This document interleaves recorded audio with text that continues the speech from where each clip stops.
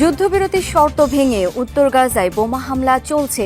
ইসরায়েলের যে কোনো পদক্ষেপকে সমর্থনের ঘোষণা ট্রাম্পের।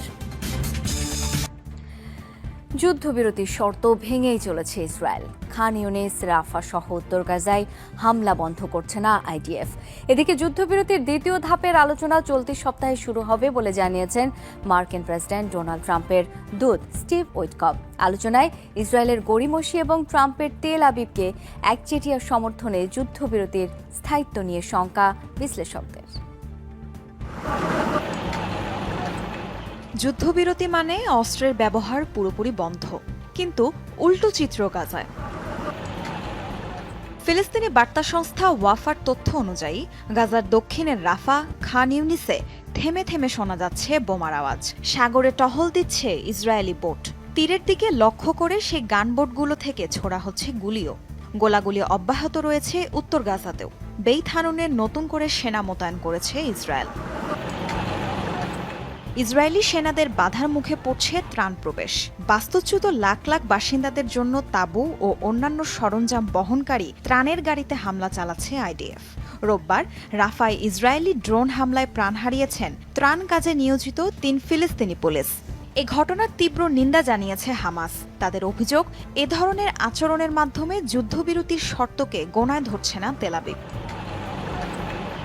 যুদ্ধবিরতির দ্বিতীয় ধাপের আলোচনায় গড়িমসি করে ইসরায়েলের এই আগ্রাসী মনোভাবে যুদ্ধবিরতির স্থায়িত্ব নিয়ে উদ্বেগ প্রকাশ করেছেন বিশ্লেষকরা।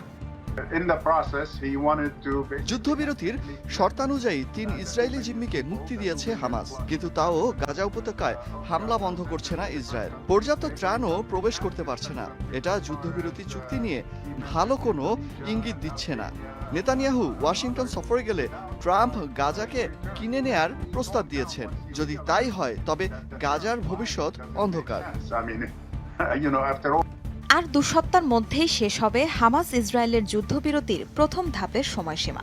দ্বিতীয় ধাপ নিয়ে আলোচনা আরও আগে শুরু হওয়ার কথা থাকলেও নানা অজুহাতে তা পেছানো হয়েছে। নানা নাটকীয়তা শেষে চলতি সপ্তাহে কায়রোতে যুদ্ধবিরতির দ্বিতীয় ধাপের আলোচনা শুরু হবে বলে জানিয়েছেন ডোনাল্ড ট্রাম্পের দূত স্টিভ উইটকফ।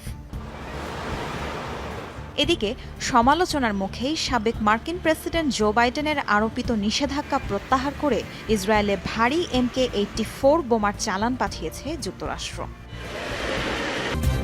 ইউক্রেন ইস্যুতে প্যারিসে জরুরি বৈঠকে ইউরোপীয় নেতারা। শান্তিরক্ষী মোতায়েন নিয়ে বিতর্ক। সৌদি আরবে আলোচনায় বসছে ওয়াশিংটন, মস্কো। আমন্ত্রণ জানানো হয়নি কিয়েভকে। শান্তি আলোচনার তৎপরতার মধ্যেও ইউক্রেনে বড় ধরনের হামলা চালালো রাশিয়া। দক্ষিণাঞ্চলীয় মহর মাইকোলাভে একটি থার্মাল পাওয়ার প্ল্যান্ট লক্ষ্য করে ছোড়া হয়েছে প্রায় 150 ড্রোন। আন্তর্জাতিক গণমাধ্যমগুলো তথ্য মতে পাওয়ার প্ল্যান্টটি বিধ্বস্ত হওয়ায় বিদ্যুৎ বিচ্ছিন্ন হয়ে পড়েছে প্রায় 46,000 বাসিন্দা। তবে কর্তৃপক্ষের ভাষ্য, এই সংখ্যা আরও বেশি। প্রেসিডেন্ট জেলেনস্কি বলছেন, ফ্রন্ট লাইন পরিস্থিতির সাথে কোনো লেনাদেনাই নেই বিদ্যুৎ কেন্দ্রটির। তারপরও একে হামলা টার্গেট বানালো মস্কো। নিঃসন্দেহে এটা বেসামরিক নাগরিকদের বিরুদ্ধে যুদ্ধ ঘোষণা। স্থানীয় গণমাধ্যমগুলো বলছে, ইউক্রেনের বর্তমানে তাপমাত্রা 0 ডিগ্রি সেলসিয়াসের নিচে। এমন পরিস্থিতিতে বিদ্যুৎবিহীন হয়ে পড়ায় বন্ধ হয়ে গেছে উষ্ণ থাকার সব উপায়। এদিকে খার্কিভের আরও একটি এলাকার দখল নেয়ার দাবি করছে রাশিয়া। অবশেষে সত্যি হলো গুঞ্জনই। যুক্তরাষ্ট্র রাশিয়া বৈঠকে আমন্ত্রণ জানানোই হয়নি ইউক্রেনকে। কিয়েভের শীর্ষ এক কর্মকর্তা বিবিসিকে নিশ্চিত করেছেন এই তথ্য। ইউক্রেন যুদ্ধের অবসানে আজ সৌদি আরবে অনুষ্ঠিত হবে যুক্তরাষ্ট্র রাশিয়া আলোচনা। এরই মধ্যে সৌদি পৌঁছেছে মার্কিন প্রতিনিধি দল। বৈঠকে উপস্থিত থাকবেন মার্কিন পররাষ্ট্রমন্ত্রী মার্কো রুবিও, জাতীয় নিরাপত্তা উপদেষ্টা মাইক ওয়ালস এবং হোয়াইট হাউসের মধ্যপ্রাচ্য বিষয়ক প্রতিনিধি স্টিভ উইটকফ। ডোনাল্ড ট্রাম্প জানিয়েছেন, এরই মধ্যে রুশ প্রেসিডেন্ট ভ্লাদিমির পুতিনের সাথে সাক্ষাৎ হয়েছে উইটকফের। সৌদির আলোচনায় অংশ নিতে বলা হয়নি কোনো ইউরোপীয় প্রতিনিধিকেও। এদিকে ফরাসি প্রেসিডেন্ট ইমানুয়েল ম্যাক্রনের আহ্বানে সোমবারে প্যারিসে অনুষ্ঠিত হবে ইউরোপীয় নেতাদের বিশেষ সম্মেলন। অবশেষে কি মার্কিন সম্মোহনের ঘোর কাটল ইউক্রেনের প্রেসিডেন্ট ভলোদিমির জেলেনস্কির? কিয়েভকে ছাড়া ওয়াশিংটন, মস্কো শান্তি আলোচনার ঘোষণায় যেন হুঁশ ফিরল তার, জানিয়েছেন প্রতিবাদও। শুরুতে রাজি হলেও এবার যুক্তরাষ্ট্রের সাথে নিজ দেশের খনিজ ভাগাভাগির সিদ্ধান্ত পুনর্বিবেচনার ঘোষণা দিয়েছেন। ডোনাল্ড ট্রাম্পের পদক্ষেপে ইউরোপীয় ইউনিয়নের সাথেও দূরত্ব বাড়ছে যুক্তরাষ্ট্রের। মিউনিখ নিরাপত্তা সম্মেলনে আরও স্পষ্ট হয়েছে ইউক্রেন ইস্যুতে যুক্তরাষ্ট্রের অবস্থান। ডোনাল্ড ট্রাম্পের কর্মকাণ্ডে গেল কয়েকদিন ধরে যুক্তরাষ্ট্রের সাথে সম্পর্ক নিয়ে যে টানাপোড়েনের শঙ্কায় ছিলেন ইউরোপীয় নেতারা, সেই শঙ্কাই যেন নিশ্চিত হলো এবার। যুক্তরাষ্ট্রের মদদ আর ঢালাও সমর্থনেই দীর্ঘ ৩ বছর ধরে রাশিয়ার বিরুদ্ধে যুদ্ধ করে আসছিল ইউক্রেন। ক্ষমতায় এসেই যখন সামরিক সহায়তা বন্ধ করে দিলেন ডোনাল্ড ট্রাম্প, তখনও যেন মার্কিন জাদুর ঘোর কাটেনি ইউক্রেনের প্রেসিডেন্টের। এক কথায় রাজি হয়ে যান নিজ দেশের মূল্যবান বিরল খনিজের ভাগ দিতে। কিয়েভকে ছাড়াই সৌদি আরবে ওয়াশিংটন মস্কো আলোচনার খবরে যেন অবশেষে টনক নড়েছে প্রেসিডেন্ট জেলেনস্কির। স্পষ্ট জানিয়েছেন নিজেদের অংশগ্রহণ নেই যে আলোচনায়, সেখানে হওয়া কোনো সিদ্ধান্তে সম্মতি দেবেন না তিনি। পুনরায় ভাবছেন যুক্তরাষ্ট্রের সাথে ভূগর্ভস্থ খনিজ ভাগাভাগির ব্যাপারেও। বহুদিনের পুরনো মিত্র যুক্তরাষ্ট্রের হঠাৎ এমন সিদ্ধান্তে হকচকিত ইউরোপও। ইউরোপকে এখনই এগিয়ে আসতে হবে। আমাদের পরবর্তী পদক্ষেপ কি হতে পারে তা নির্ধারণ করতে হবে। তা না হলে ইউক্রেন তথা পুরো ইউরোপেরই ভবিষ্যৎ হুমকির মুখে পড়বে। বিশ্লেষকদের মতে ইউরোপ ও আমেরিকার মধ্যে যে মজবুত ট্রান্স আটলান্টিক অংশীদারিত্ব ছিল তা ভেঙে পড়েছে। একে ইউরোপের জন্য সতর্কবার্তাও বলছেন অনেকে।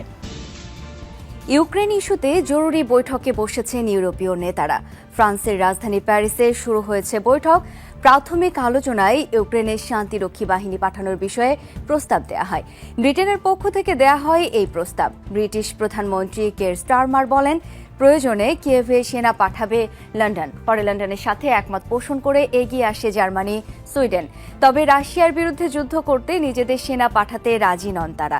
তাদের ভাষ্য, আন্তর্জাতিক আইনসম্মত উপায়ে যদি ইউক্রেনের শান্তিরক্ষী মোতায়েন হয় তবে অবশ্যই শান্তিরক্ষী হিসেবে সেনা পাঠাবেন তারা। তবে এই প্রস্তাবের তীব্র বিরোধিতা করে সুইজারল্যান্ড সহ ইইউ এর বাকি সদস্যরা। ইউক্রেনের সংঘাত বন্ধে সম্প্রতি রুশ প্রেসিডেন্ট ভ্লাদিমির পুতিনের সাথে ফোন আলাপ করেন মার্কিন প্রেসিডেন্ট ট্রাম্প। এরপরই নড়েচড়ে বসেছে ইউরোপের দেশগুলো। গাজা ইস্যুতে ইসরায়েলের যে কোনো পদক্ষেপকে সমর্থন করবে যুক্তরাষ্ট্র। রোববার ফ্লোরিডায় সাংবাদিকদের একথা জানিয়েছেন মার্কিন প্রেসিডেন্ট ডোনাল্ড ট্রাম্প। নেতানিয়াহুকে বলেছি, আপনার যা ইচ্ছা করুন। গাজায় পরবর্তী কি পদক্ষেপ নেওয়া হবে এ বিষয়ে ইসরায়েলের সঙ্গে আলাপ আলোচনা হবে। আমার বিশ্বাস শক্তিমত্তার মাধ্যমেই শান্তি আসবে। ডোনাল্ড ট্রাম্পের ক্লিন গাজা মিশনকে সাহসী দূরদর্শী ভাবনা বলে আখ্যা দিয়েছেন ইসরায়েলের প্রধানমন্ত্রী বেনিয়ামিন নেতানিয়াহু। মার্কিন পররাষ্ট্রমন্ত্রী মার্কো রুবিওর সাথে অনুষ্ঠিত বৈঠকে তিনি একথা বলেন। দায়িত্ব বুঝে নিয়েই মধ্যপ্রাচ্য সফরে বেরিয়েছেন যুক্তরাষ্ট্রের নতুন পররাষ্ট্রমন্ত্রী মার্কো রুবিও। প্রথমেই নেতানিয়াহুর সাথে বৈঠক করতে গিয়েছেন ইসরায়েলে। জেরুজালেমে অনুষ্ঠিত দ্বিপাক্ষিক এই আলোচনায় গাজার বাসিন্দাদের অন্য জায়গায় সরানো নিয়ে ট্রাম্পের বিতর্কিত প্রস্তাবের প্রশংসা করেন নেতানিয়াহু। তার মতে বাস্তববাদী সিদ্ধান্ত নিয়েছেন ট্রাম্প। ইউক্রেনের একাধিক রকেট এবং ড্রোন হামলা প্রতিহত করেছে রাশিয়া। মস্কো জানায়, রোববার আলোচিত মার্কিন রকেট সিস্টেম হাইমার্স থেকে হামলা চালায় ইউক্রেনীয় বাহিনী। তবে সেগুলো রুশ স্থাপনায় আঘাত হানার আগেই ধ্বংস করে দেয় রাশিয়ার আকাশ প্রতিরক্ষা ব্যবস্থা। রুশ বাহিনীর বিরুদ্ধে প্রতিরোধ গড়ে তুলতে কিয়েভকে এসব রকেট সিস্টেম সরবরাহ করে ওয়াশিংটন। এর আগে অন্তত 50টি ইউক্রেনীয় ড্রোন ধ্বংসের দাবি জানায় রুশ সামরিক বাহিনী।